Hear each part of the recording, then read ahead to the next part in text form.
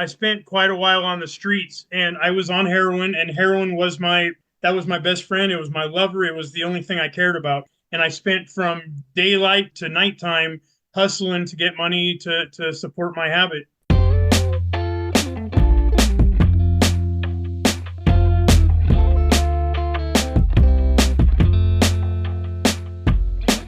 Welcome. This is the Dr. Junkie Show. I'm Ben Boyce, and today I have another conversation with a previously incarcerated activist who's doing some good work in the community, Jeremy Pavlik. Throughout this series, we bumped into a few things that will stand out as themes of today's conversation: childhood abuse, trauma, identity, prison norms, release challenges, relationships, purpose, addiction, plus lots more.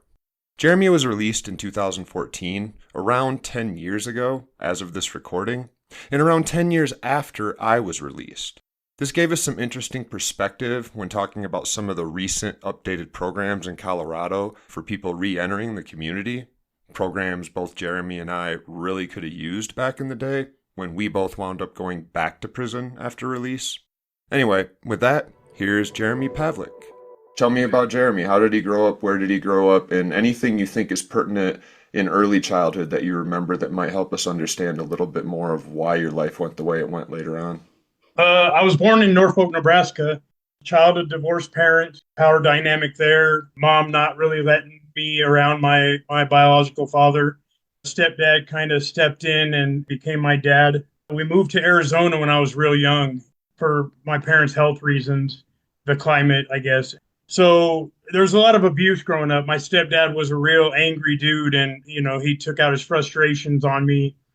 Oftentimes, little things I would do, the dude would beat me like a man, you know what I mean? Put me in the hospital every couple months, stuff like that.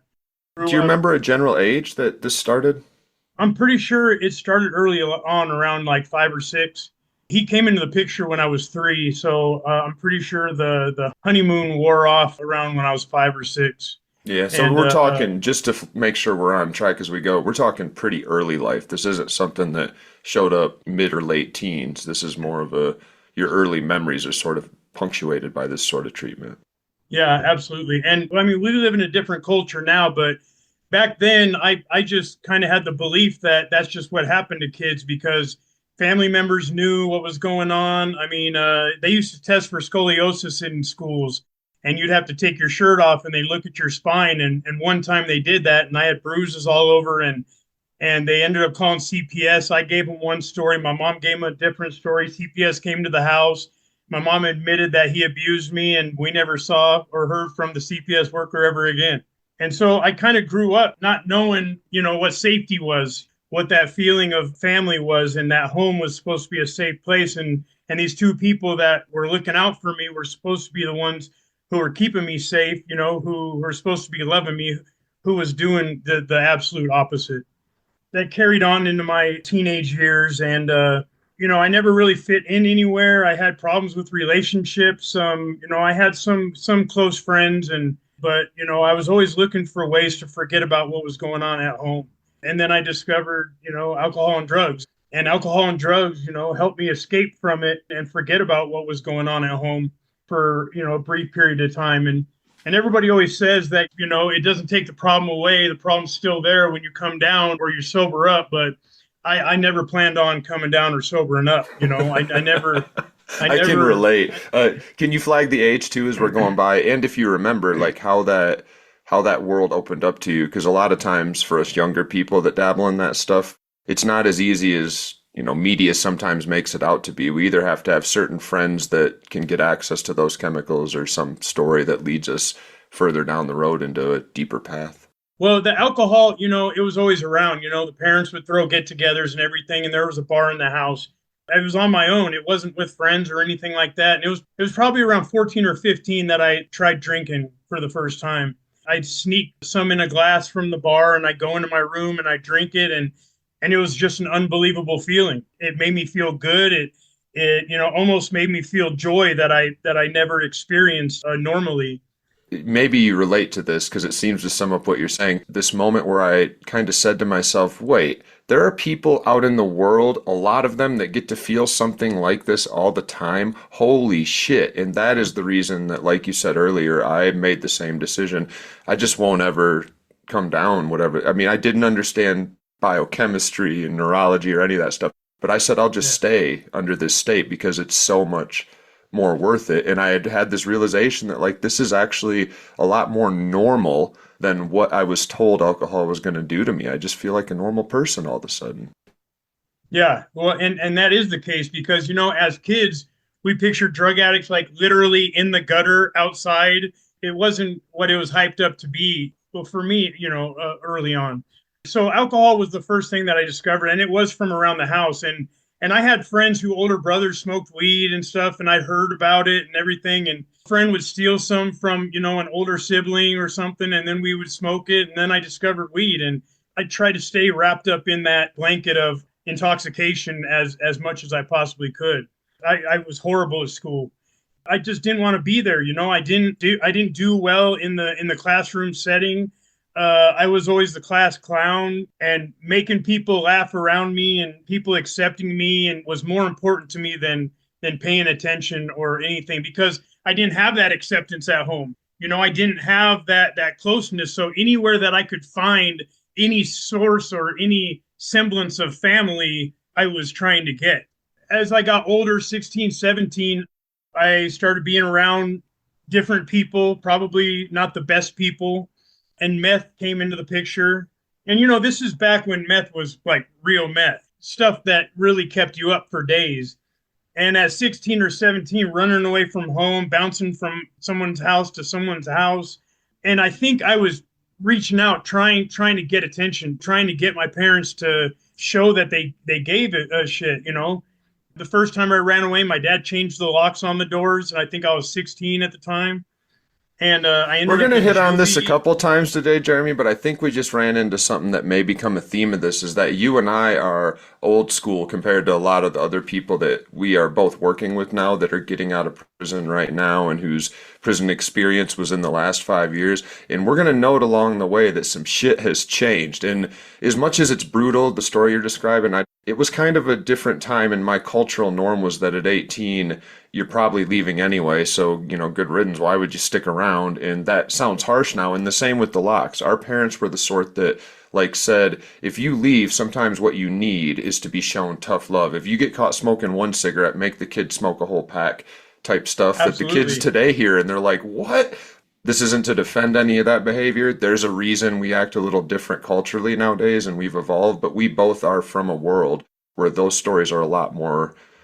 And that's why I had that thinking back then that this is just how it is. This must be how it is for everybody. And it's funny that you say that, because I did get caught smoking, and I got caught with like 3 packs, and I did have to sit there and smoke all 2 packs. They had my older brother supervise me, and I sat there and smoked 2 whole packs. So, lashing out and rebelling and stuff, became, the norm. I want to back up just a little bit. Like, the abuse was so bad that when I was 13, like, I tried to take my own life.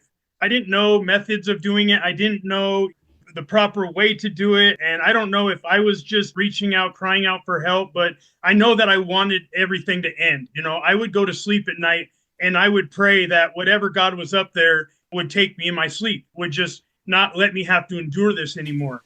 They had this liquid lock. It's made out of graphite, I think. And I went into my dad's garage and I grabbed the whole bottle, and I tried drinking the whole bottle because I thought that would do it. I ended up being called stupid and something, and it wasn't seen for what it was. It got so bad that, as a 13-year-old kid, like, you should never feel like taking your own life. It should never be that bad when you're that young. So getting back to like high school and stuff, I would go out for sports. I was on the football team. I was on the basketball team. That's pretty much the only way I was getting through school, because we were a big sports school. I remember passing tests that I never actually took before. I was doing it so that I could look up in the stands and see somebody there cheering me on, because I had this little brother and sister that were my stepdad's kids, and they were involved in everything that they did. And I know everybody's choices are their own, and it wasn't until I got older that I realized that the shit that you go through as a child does affect the course of your life, and it does affect the choices that you make it's that trauma that you carry with you throughout your life. So I left at a real early age. I was 17 when I left home. And the last time my dad hit me, we were getting into it and he was wailing on me and I socked him in the face. Right after I did it, he just got up, went upstairs, sat down on the couch, kept watching his Westerns.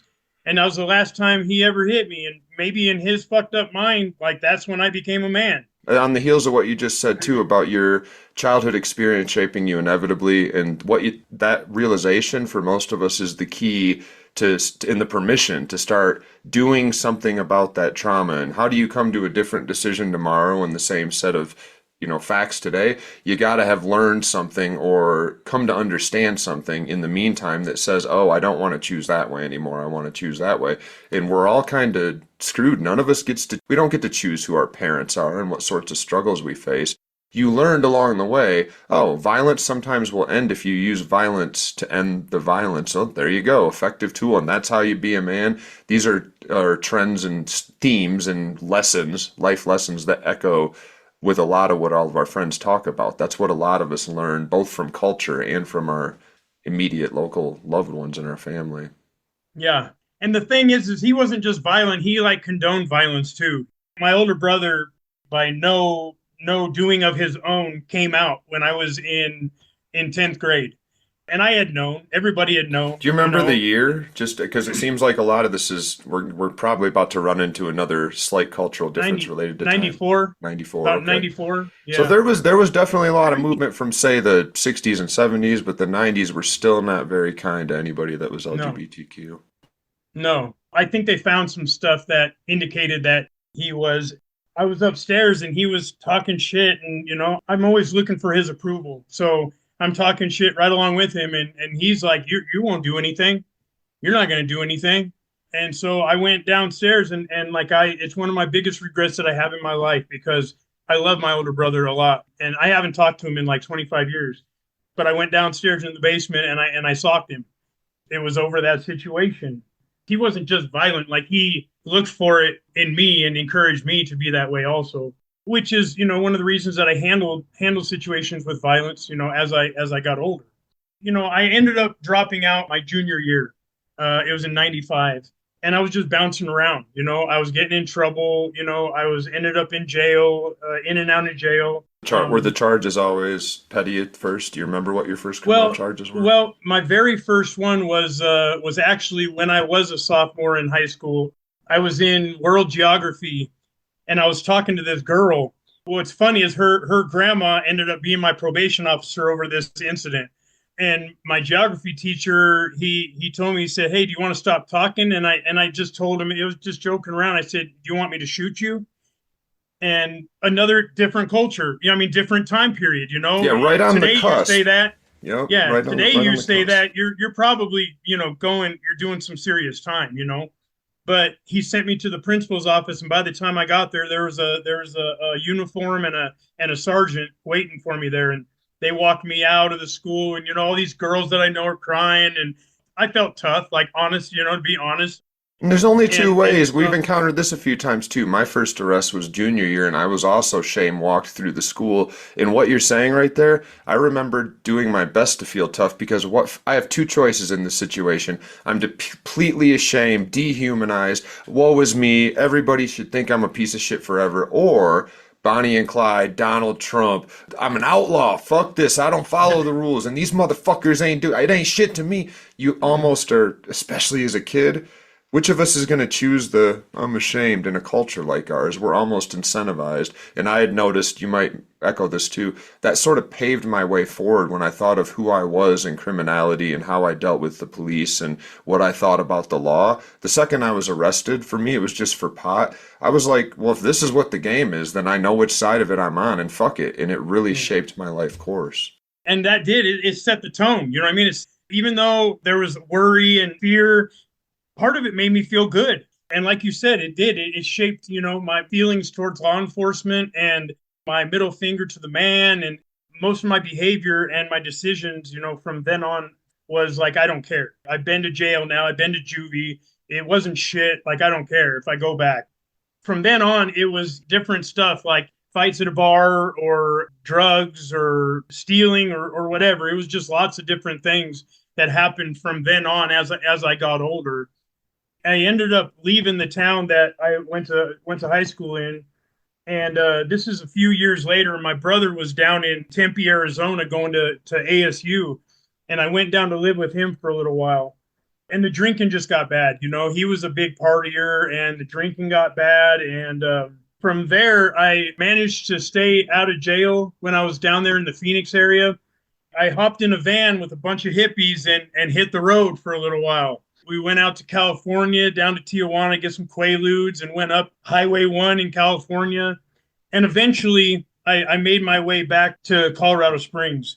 I'm not great with dates, but I want to say I came back to Colorado around 97. And you're how old at this point? Like just young adult, 20-ish, 18? Yeah, about 18. And I came back and I got heavily into drugs. I was living on the streets. I was doing a lot of meth. I was doing a lot of coke and just doing things that you did living on the streets. I was stealing. I was robbing. I was doing a whole lot. I managed to get a girl pregnant and had my daughter, who's now 26 years old, lives here in Colorado Springs. We don't talk because all the time I was in prison, I was away from her life. But during the course of that relationship, you need money. You need money to get high. So I also, had a girlfriend or a fiance. I had a 1-year-old daughter. I had rent to pay. I had bills to pay. And the great idea of committing some robberies came up. So I like how you said that's what happened. The great idea. And it's like the finger quotes are in your tone of voice. Perfect podcast voice. The great idea of I've had a few of those too. But at this point in my life, I'm on that immediate gratification trip, not going and working for my money. It's not, I need money and I need it now. And I know somebody else has some and I'm going to go and get it. So I robbed a few motels here in Colorado Springs. This is in 99 that I did those robberies. There's cash. Like in 99, they're taking cash at motels. That's surprising. Yeah. But I managed to get a little bit, not a lot, but and these are they just my habit. Strong arm or armed? Only because it makes a bit of difference in what they're looking for you for. They're armed robbery, and it's funny, but it's not funny. I had a gun on some dude for about 20 minutes, telling him to open this safe, and I knew he knew the combination to it, and the whole time it turned out to be a computer hard drive. I was that drunk. And up until that point, I hadn't really had any serious jobs, My work ethic, it wasn't all bad with my stepdad.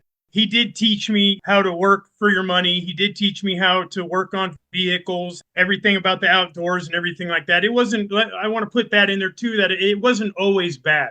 The abuse was going on, but also this was my only dad. My real dad was in Nebraska and I didn't have a relationship with him. So this is who I called dad. This is who I loved. And this is what I meant earlier. Depending on where I start the recording, because we were kind of preambling, you and I, before we got into this. But I had mentioned to you the pattern of these tends to be we start with youth and then we talk about how we all have a normal childhood. And you kind of laughed at me and were like, not me. And this is what I meant, that there's something bizarrely normal about every kid's childhood, even the ones that are really fucked up, like a lot of the people I've talked to. And the reason for that is whether you like it or not, that is still where your early life lessons come from. And we soak up the good ones. Like all of us even those people that have really awful relationships with parents can usually pull some gems of things that defined who they are today. You can't get rid of that stuff. When my mom wasn't around, it was just me and my dad. It was all great. There was never any abuse. There was never any arguing. There was never nothing. We were just hanging out, And like we were buds, we were working on cars together. We were going camping. He was my Boy Scout master, We were involved, and it doesn't excuse it, but a lot of it was my mother. My mother was always pushed him to discipline me, pushed him and pushed him and pushed him. And then he'll be like, Bennett, dink, dink, dink. Now, are you happy? There, I did it. Are you happy?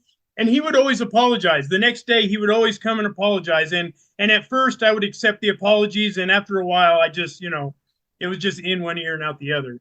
So I didn't have any work ethic, and I wanted money now. So this seemed like the easiest way for me. And they're all solos? Or are you just doing them by yourself? No, I Oh did it man. with somebody who was my best friend. Okay, two And people, the money and goes, it goes a little less far, but that's why I was asking. Sometimes we get in these things with groups of people, and then whatever money you steal, it's like 5 hours later, you're right back where you started. yeah, it was two of us. I had gotten into a situation at the place I lived. I was involved with one of the females that lived at the place that I lived, and her boyfriend didn't like that very much. And I ended up putting a gun to his head one night, and he's the one who initially tipped off the cops and said, "Hey, I think this is your guy." And I was on Crime Stoppers and everything, and so he said, "I think this is your guy," and so they started investigating me without me knowing that I was a suspect, and somehow they got a hold of my best friend. He used to work at Independent Records here in Colorado Springs, and I knew a few females that worked there with him, and they would call me up and say, "Hey, a couple cops came in here talking to dude. We don't know what it was about, but this has happened a couple times." So at this point, I'm getting an idea in my head on what's going on. And when me and him are around each other, I'm being a little bit more brazen than usual to try to test the limits to see if, like, he's wearing a wire, see if they're going to let shit slide, to see if they can find out information or whatever. And one day he tells me, "Hey, man, if you ever get popped on these robberies, like, just know it wasn't me." And I'm like, "Why would you ever have to tell me that? Like, why would you even say that to me?" Methinks the lady doth protest too much. Yeah, that's the El Yeah, yeah, Macbeth quote. yeah. Like, yeah, you're resisting a little much there, buddy. So they put a warrant out for me, and I was on the run for about a week. It was kind of rough, and being on the run is not fun. No, it's It's not not. fun. You can't relax. It's not fun at all. And come to find out, like, he was telling on me for stuff that wasn't even in question. Like, I worked at a gas station for a little while, and I was giving him money out of the till and giving him boxes of cartons of cigarettes, and he even gave up that information. He was never a suspect, and he This gave this all came this up up in many willingly. episodes too, like how angry those of us that commit crimes with co-defendants get when the co-defendants suck at committing crimes and they end up. But that's a normal human reaction. You get in that room, the hardest core person will start looking around like, ain't nobody else in here. Who can I tell on? How do I get out of here? I Yeah. don't like it here. I will give you any of the dirt I have. And the crazy thing was is if I was getting high, this dude was getting high. If I was eating, this dude was eating. I was putting groceries in his mom's cupboards, like, so it all unfolded. It was my first felony. I got railroaded. I really did. I was set to have some motions hearings, and there was five key points. I couldn't be identified by the witnesses, and the DA came and told my attorney, if we go ahead with this motions hearing today, then we're pulling the plea bargain. We're taking you to trial. My attorney, who's now a judge, he might be retired now, but he became a judge. He didn't tell me, "Hey, you got a good chance of beating this. Hey, we should go ahead with the motions hearings. And on that day, I pled guilty to a 10 to 18. I took a deal for 10 to 18 years. And all the witnesses were testifying in court. And like, I had one turn to me and said, "Hey, I wanted to thank you because it was my daughter's birthday and I didn't think I was going to make it home to her. So thank you for not killing me." And I just hung my head and I said, I'm fucking cooked. I'm cooked. I ended up getting 16 years. I got 16 and a 2 for a different charge, and they ran it concurrent. And I was headed to prison. Choices you make in places that substances lead you to, and it's things had I been sober never would have ever dreamed of doing. I've never been that type of person that just for no reason would go and commit a serious crime like that. That part of my life was completely fueled by the drugs. I was I, a petty criminal, but the drugs and the alcohol turned the notch up on that. sure, and they feel it, but we also, the second we're addicted, our math is different, and there isn't really a good analogy for this because it's not quite food and water, but the second you have something that makes you feel a way that you seem to not be able to find anywhere else, in that way becomes really vital to you even being okay today, and that thing costs $100 a gram, all the math in our head changes, and this is like the Jean Valjean story of he steals a fucking loaf of bread and he's put in prison. Like, he's the outlaw that we all kind of love from the beginning because he was starving. We feel different about people that steal to meet their needs. We should at least again, I talk about this a lot, so we don't have to tangent too far, but we should at least go back as a culture when we see stories like both of ours, mine's very similar, and say, what was going on when the person picked up the drugs? Because you've already unpacked it here. It wasn't like life was so awesome. I was out driving my third Tesla, racing my friend around the corner and, just drinking a pina colada, non-alcoholic. And then somebody said, you want some crack? And I was like, sure, why not? Always, always, always. We are in a shit spot where we've been sort of abandoned by a lot of people that could help us. And as I've talked about a lot in the last couple months, the state tends to not be willing to intervene until it's time to pay 150 grand to put us in prison every year. And then we'll do it. We'll put you in there. Yeah. And the thing is all the charges that I had got prior to that was all alcohol and drug related. I've never had a dope case, but they were all alcohol and drug related. It was well known during the court proceedings on each of those. And I don't know, I've had like 90 some misdemeanors. I got lucky without getting a felony until this happened. But in all of the proceedings, it was brought out that I had a drug problem or I had a problem with alcohol. And it's not like it is today, man.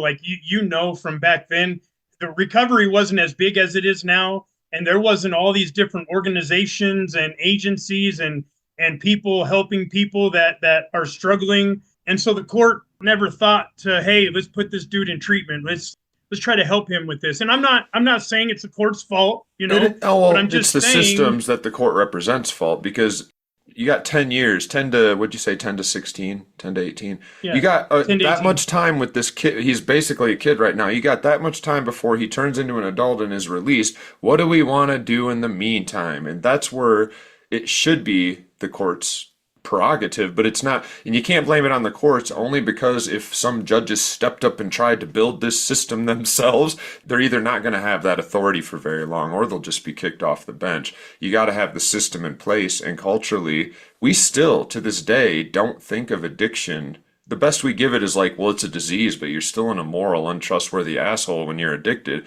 We got to move the clock back and start figuring out what is it that's driving so many fucking people to turn full bore into this behavior that they know if they turn full bore into, it's almost always going to be incredibly an awful story. It's going to end bad, and we do it because it's all that works. How do we get those people before they get to the point where this chemical that, cost $500 a gram if it's pure and should cost $2, it should be free. It should be damn near free, but it also should be dispensed by doctors who are going to bug you to hell every time you come see them and say, I want heroin. They're going to say, yes, but first. And they're going to give you like 6 options for other drugs, mostly oral, to see if maybe we can try a Vicodin or something. Fine. If you need the heroin, do you want to go talk to a therapist, a medical professional, a psychiatrist? There's a meeting right upstairs that are people that are trying to quit, another meeting for people that don't want to quit right now, but they want a social network. And we would see all the drug dealers go away immediately, and we would see people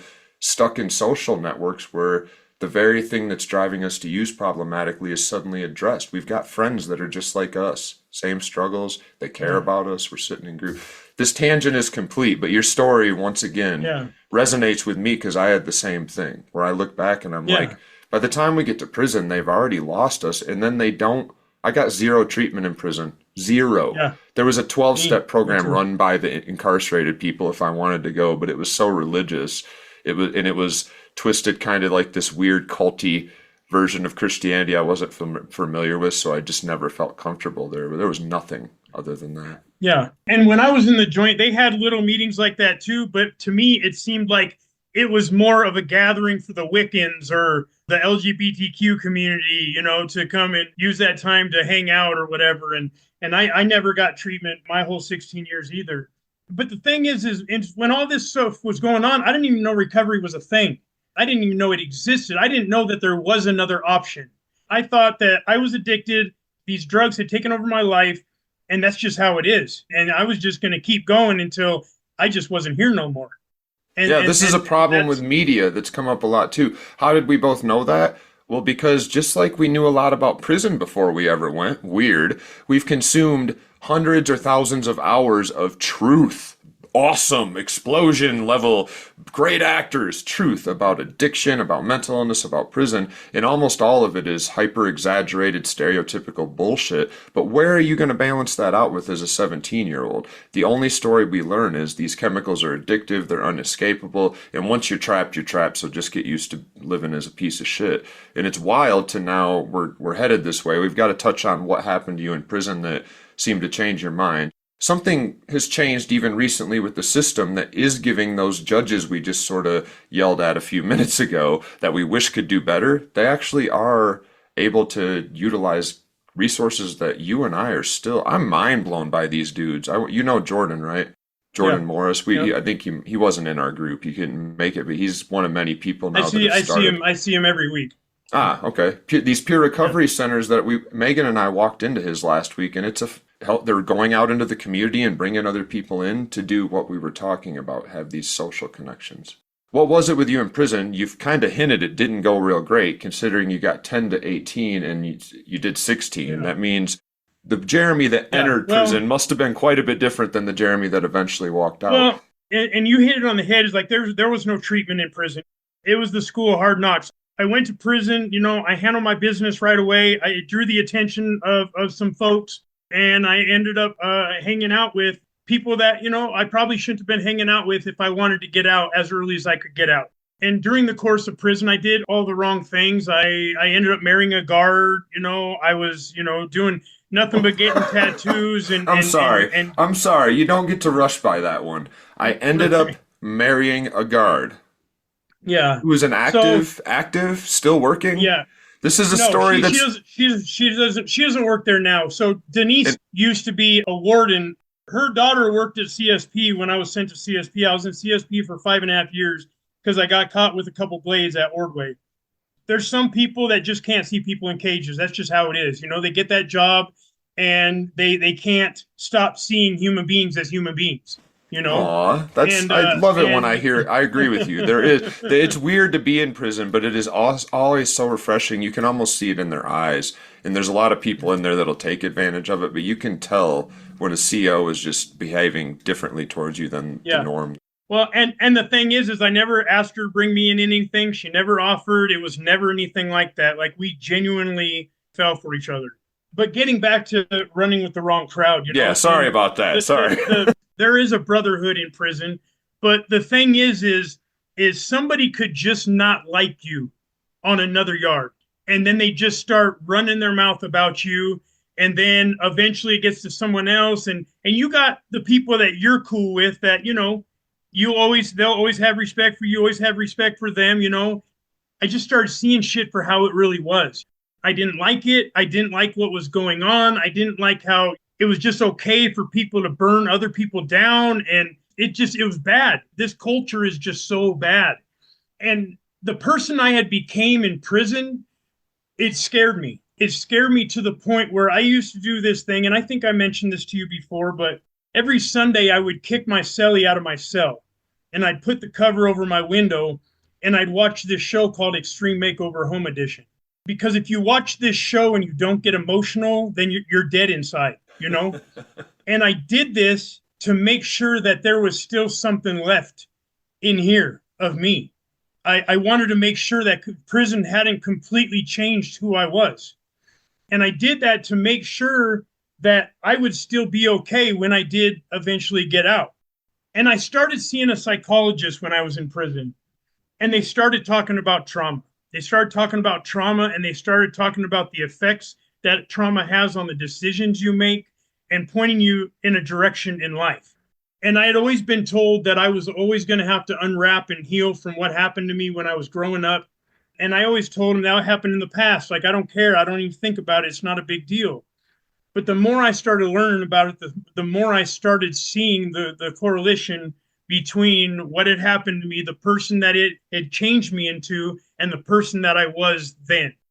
Going through prison, I had a lot of time to do. And I knew I had a lot of time to do because I was getting in trouble all the time. I was fighting, getting caught up for tattooing, getting caught up for contraband. It's just like I started not liking who I was in there. I started not liking the person that I saw in the mirror. I didn't like how I had succumbed to the idea that it was okay to be a follower. I just didn't like myself. I didn't at all. And I wanted something more for myself. I wanted something better for me. But like you said, there wasn't nothing there. There wasn't peer recovery coaching in there at the time. There wasn't DBT or CBT. There wasn't anything. Like you could see a psychologist once a week if you wanted to, but that was pretty much the extent of it. It was pretty much just a ticking clock, just trying to get out and trying to make it to my release date without catching more time or anything else, you know. I was actually fighting a case within 2 months of me getting out for those blades. I had a public defender that got my case dismissed that allowed me to hold on to my release date.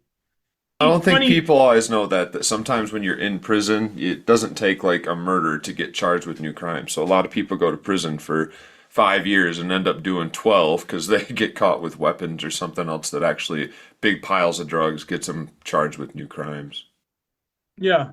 And I had also almost lost my release date because I overdosed on a Suboxone right before I got out. And they were charging me with the class one.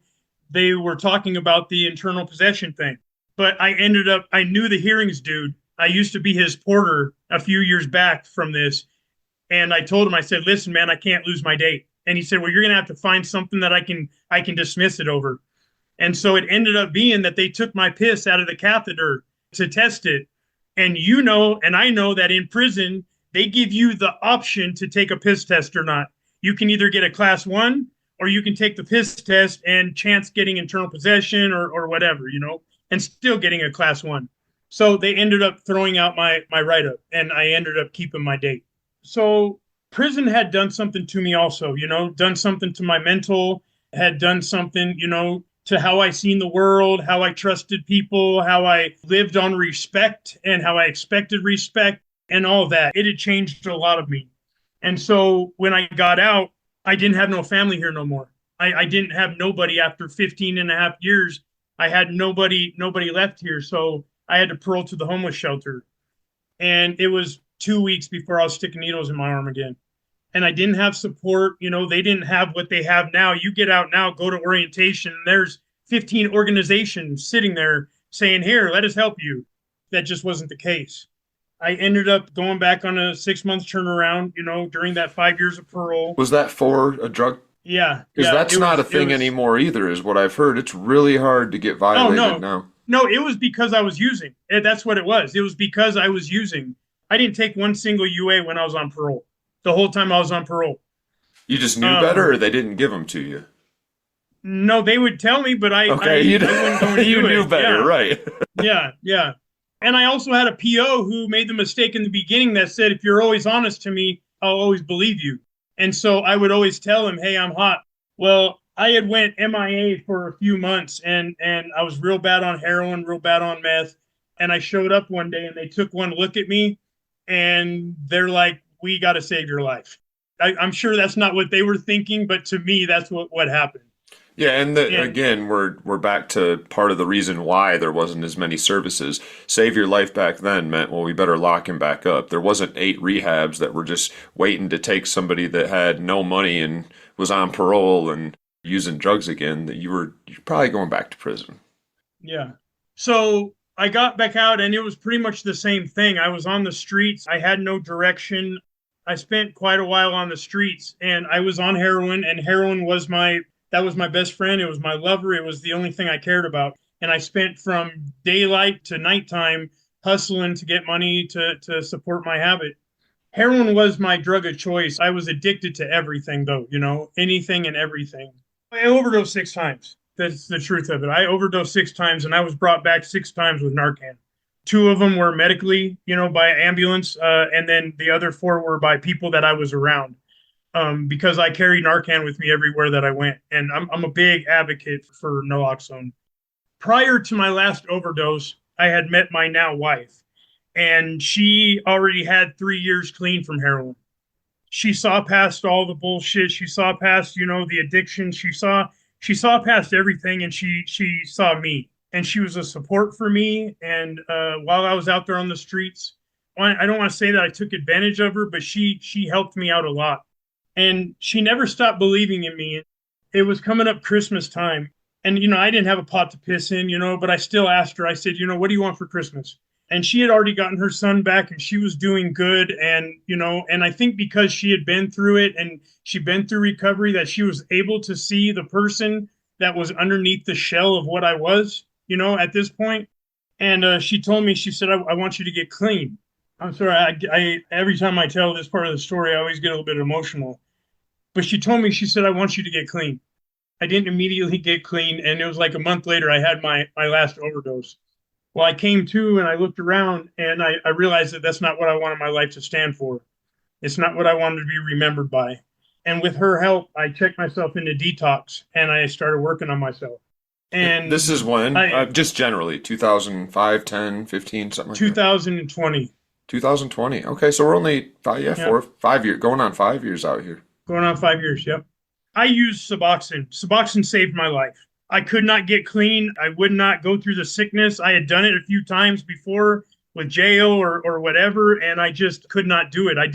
I had the desire. I didn't have the willpower. You were a man after my own heart, Jeremy. With me, it was methadone, but that's only because I was 10 years earlier, and they hadn't started switching over to Suboxone. So now methadone is often considered outdated because Suboxone's, it doesn't hit you as hard. You allegedly catch some sort of buzz on methadone, whereas Suboxone, they figured out how to not let that happen. But for the listeners that don't know, Suboxone is just a synthetic opioid that instead of like heroin wearing off in 3 or 4 hours and getting you really high and then really low, Suboxone works for, is it something like 72 is what they estimate is the, if you missed a dose for a day, they say that they're wrong. You miss a dose for a day, you start feeling withdrawal symptoms. And it's buprenorphine and naloxone.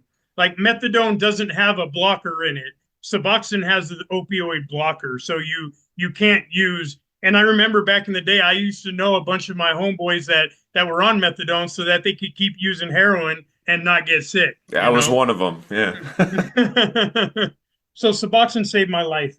I started working and doing regular jobs and I knew that I wanted to give back. I knew that I had a story to tell. I knew that I had been through some things in my life and I knew that there were people out there that I could help. So I started a program called Step Up El Paso, and it was here in El Paso County. And what it was I got on Nextdoor, I got on Facebook, I got on social media, and I made a call out to the community to come together and donate food and clothing and hygiene and first aid stuff. I was putting bags together for the unhoused. And we got people from all different walks of life, different religious backgrounds, ethnic backgrounds, different cultures, everything. And we got a church to donate their basement, and we got all this stuff together, and we put all these bags together, and we started handing them out to the unhoused. And I went into a peer recovery coach organization to try to get them to team up with me to make this a bigger thing. And Fox News had done a special on this program that I started and ran a segment on it on the news. The national Fox News or like the local Fox station? No. There's a big difference. There's a big difference there, man. Yeah. Fox 21. I'm just local famous. I'm not national famous. I don't know if you want to be national famous on Fox News. I don't think that would have gone how you think it would have gone. Yeah. You're talking like all of this in the last 4 years, right? Last 5 years? Yeah, this is, last 5 years. I've been a coach for about 4 years. So this was about 4.5 years ago. So I went into this organization and I showed them the clip and I had told them what my program was doing. And halfway through the clip, the guy asked me, he said, well, do you want a job? And I said, doing what? And he said, doing what you're doing in that program, but I'll pay you for it. And so I found out what peer recovery coaching was. I immediately got my certification and I started coaching. Now, since then, I'm not only a peer recovery coach, but I'm also a state certified by COPA, the Colorado Providers Association. I'm a peer and family specialist. I'm also a forensic peer support specialist. So I work with the justice involved and go back into the prisons and work with the cats and the gals at the parole office. And I'm also a certified youth coach. So I support youth from 18 to 24 that are in the carceral setting. I'm thinking as you're going through this that it's wild that I've found myself surrounded by so many people that get out of prison. And you can relate to this part too. When we got out, we felt beat within an inch of our lives. And like we needed to find at best a McDonald's job that'll keep us for 20 years so we can just fucking die and maybe have an apartment. And it's impressive. I guess I'd have to say, okay, I've done some of these things I never would have expected to, but to see that once that thirst, that desire gets some sort of outlet, it takes you 4 years. And as soon as you say, I want to help, I want to give back, you are suddenly going 5 different directions and building. We haven't mentioned the last one that you're trying to put together now, so this might be a good time, but you're getting yourself involved with the communities that are helping people like us that we're getting out and saying, I just want to like not die today, but eventually, I don't know, live until I die at 60 on heroin or something because life sucks. These dudes aren't getting out like that anymore. They're getting out, and if they've gotten to that point while they're inside, they often already have their feet under them. They're already directionally heading away, and peer recovery groups are snagging them up and then incorporating them into the community legitimately with paychecks. Turning your rap sheet into your resume, and that's what peer recovery coaching is somebody who has lived experience in the area that you're supporting somebody. So I joke around all the time and I say that I went and I experienced every fucked up thing I could in life. The childhood violence, the drugs and alcohol, the prison, and being unhoused so that I could support a broader audience. In all my near-death situations that I've had in my life, there's always been somebody there that said, you must have a purpose. You must be here for a reason. It took me 41 years to find it, but I'm living my purpose. I'm doing what I'm meant to do on this earth, what I've always been meant to do. I just had to go through everything that I went through to be able to reach it. So you've got this dream now that you're trying to unpack. Do you want to tell us a little bit about that? Yeah. That you're trying to put together? So for working with the formerly incarcerated and going back into the prisons and talking to guys and what I went through when I got out and seeing what they go through now, I started seeing a gap which contributes a great deal to recidivism. Is getting your basic needs met. There are organizations that are reentry organizations, but from what I see and what I've researched and who I've talked to, a lot of them, they refer you out to different places to get your different things. If you need clothing, go to this place. If you need food, go to this place. If you need your ID, go to this place. So recognizing that gap, I registered a nonprofit called Halo Reentry Incorporated. And what we aim to do with Halo is offer all services under one roof. So people can come to us as soon as they get out, and we will have a DMV staff member coming to our office to address your identification needs. We will have a full clothing closet so that you can get out of those clothes you were released in and get 4 or 5 pairs of clothes that make you feel comfortable, that give you confidence when meeting new people and going into job interviews. We are going to have a food pantry where we're not going to have just ramen, noodles, and granola bars. We're going to have food that you can make meals with throughout the week and sustain yourself. Felon-friendly employers that don't have limitations on what kind of felony you have or how serious your charge was. People who really want to give people second chances. We're going to have job skills trainers who some people haven't had regular jobs. They don't know how to work with others. They don't know how to communicate. They don't know how to show up on time, that are going to teach you all those job skills. And the biggest hurdle that people face is transportation. So we're going to have a van. And if you can't make it to the office, then we're going to come and pick your ass up and bring you to the office and drop you back off when you're done doing whatever you need to do and addressing everything that you need to do.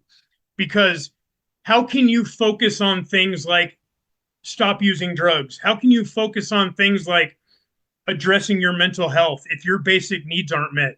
And that's what contributes the greatest to recidivism.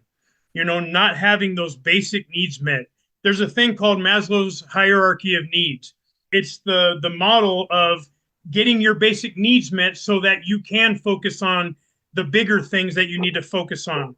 How can somebody focus on their recovery if they don't have food in their belly? How can they focus on their mental health if they don't have a warm place to lay their head? And so at Halo Reentry, we aim to offer everything in one-stop shop. That's what it's going to be. It's going to be a one-stop shop where you can come to us and we will not refer you out to different places, creating a bigger barrier of you having to get to all these different places to get all these different services. So if you're listening and you want to get involved, Jeremy's a great guy to get a hold of. And I mean, first of all, slide him like $100,000 if you got it sitting around so we can get this thing up and running. But also just to have on your list of people who can help. You're still in Southern Colorado at this point, right? Yeah. I'm in El Paso County. And it would be great to find somebody that would just cut us a check, right, so that we can start all of our programs. But we would just like to get into a building, and maybe find funding to pay a small salary so that I can focus on building this. Because right now I have to work at my regular job just to support my family. And I can't divert any of those funds to put into this because I need to support my family. Yeah. One of the biggest messages that I'd like to get out is the people who are justice involved, they're all going through something. They're all reacting out of a place of trauma that they've been through, whether in their childhood, their early adulthood, even during prison, whatever it is. I think the justice system needs to take a look at that and be kinder, offer more programs or offer more opportunities and I think this trauma work needs to happen before they're released so that they're aware of what's going on. They're aware of what they need to do to further heal from that trauma once they are released, so that they do have a shot when they get out. Most of us lived in a state of fight, flight, or freeze, our whole life. That's been the state that we have lived in.